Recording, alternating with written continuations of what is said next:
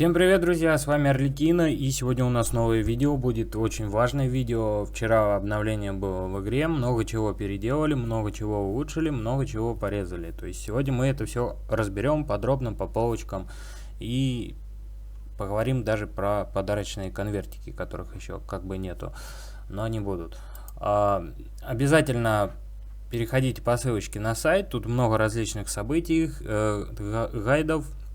От прохождения снайпера до там всех событий внутри альянса, которые проходят, ворота, там войновод и там вещи рифа и все остальное. Таблицы развития, свежие рабочие единственные бонус-коды и многое другое. И не забывайте про телеграм-чатик тоже по ссылочке в описании, и в закрепленном комментарии я оставлю ссылочку.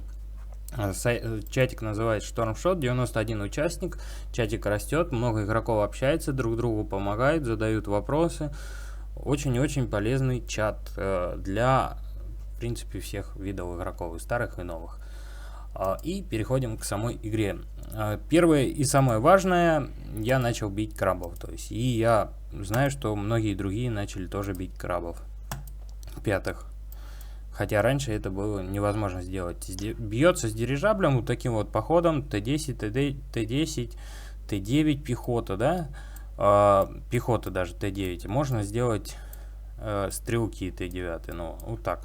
Без разницы какой поход. Они стали биться с дирижаблем. То есть, как они написали в обновлении, Тамир, Фелиция, они вообще дальний бой. Они должны работать с Конгом. И поход должен быть состоять из дальнего боя.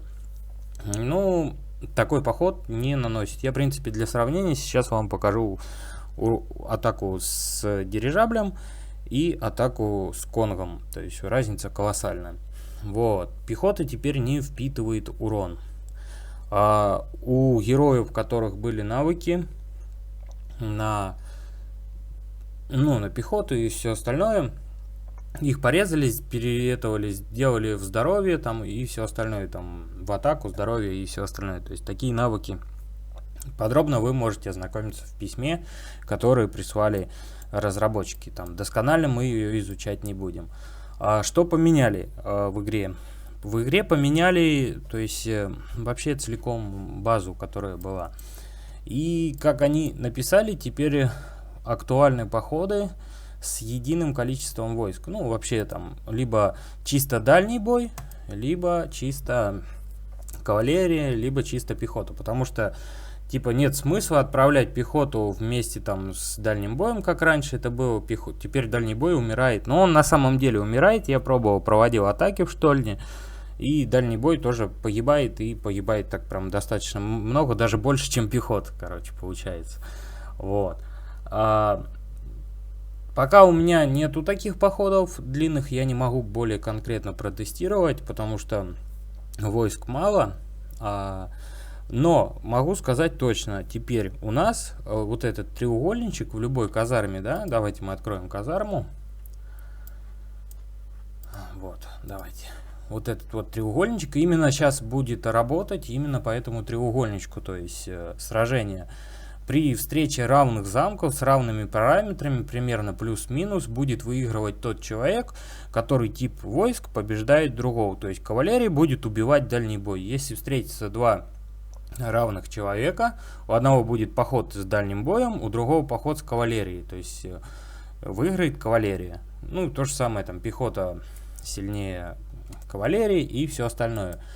Теперь это нужно экспериментировать, пробовать, и, возможно, еще актуально стала информация брать в поход от Т1 до Т максимальных, которые у вас есть. Не в большом количестве, но это нужно сейчас проверять и экспериментировать. То есть давайте теперь про Конго. Блин, мы с Конгом убили, короче, я даже не знаю. Я сегодня утром не бил с Конгом, с дирижаблем бил. Сейчас то есть и с Конгом вместе убил. То есть как-то странно очень, честно. То есть крабы стали легко биться, и я знаю, даже некоторые люди с Т9 уже убивают пятых крабов. Пробуйте, экспериментируйте. Я вам, в принципе, свой поход показал. Он совсем не сильный, там и Т10, и Т9, то есть смешанное, все подряд. И теперь самое важное. То есть там вы все прочитали в обновлении, то, что там герой дальнего боя с Конгом, там герой пехоты с этим, с драконом, и типа дирижабль на кавалерию. Сейчас я вам скажу самое важное. Дирижабль сейчас на данный момент стал имбой. Самым сильным, короче, сопутствующим в походе, который может быть у вас есть. Почему? Потому что у дирижабля все оставили как и прежде, они только переделали просто все вот эти вот шестеренки, свитки, детальки. Для чего это они сделали? Чтобы люди не разбирались в игре, просто могли тыкнуть одну кнопочку, есть один единственный материал, и это все проще сделать. То есть они это же сделали уже и с камнями, и со снаряжением, и со всем другим. То есть там не нужно разбираться, что-то пробовать, экспериментировать, ставить. Все работает, то есть нажав всего лишь одну кнопочку, там улучшить, улучшить, улучшить, улучшить. Это сделано для простоты. Теперь про сам дирижабль. На дирижабле у нас осталось все те же навыки, которые на нем и были. Если мы откроем вот сюда, во-первых, все осталось. И вот эти вот навыки. Вот видите, они у меня тут прокачаны. То есть урон, наносимый кавалерии. Видите, какая шестереночка нужна, уже синяя там. Это все навыки остались, и они все работают, и это просто делает дирижабль. Он и был самый сильный, его делает это еще сильнее. То есть и плюсом его усилили еще вот этой вот веткой, которую мы можем усилить кавалерию. То есть это прям дирижабль сейчас на данный момент имба. Надеюсь, его не будут резать, и я уверен на 100% все игроки будут использовать именно дирижабль в своих походах, потому что это будет самое большое нанесение урона. Обязательно пользуйтесь данным моментом. И теперь давайте мы еще поговорим про события, которые появятся. Появится много в игре событий разных, там без разницы каких.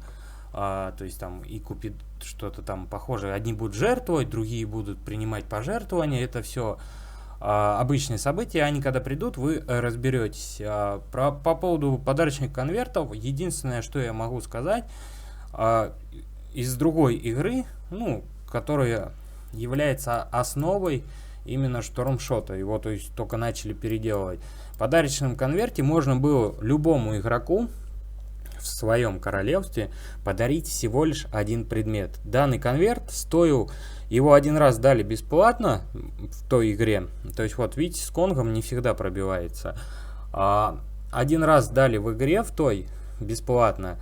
Ну и там потом были события, еще пару раз давали. А стоит он очень больших колоссальных денег. И он мог всего лишь передать один предмет. То есть один знак аристократа.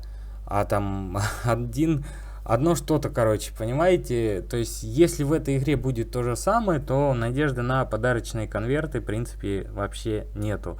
Если у вас там куча ферм, вы там можете что-то себе кинуть на основу, допустим, стяги найма. Но если это будет по одному, это будет смех и вообще бред. Вот. Поэтому ждем, что появится конкретно в этой игре, как это будет. И всем спасибо за просмотр, пишите свои комментарии, всем пока.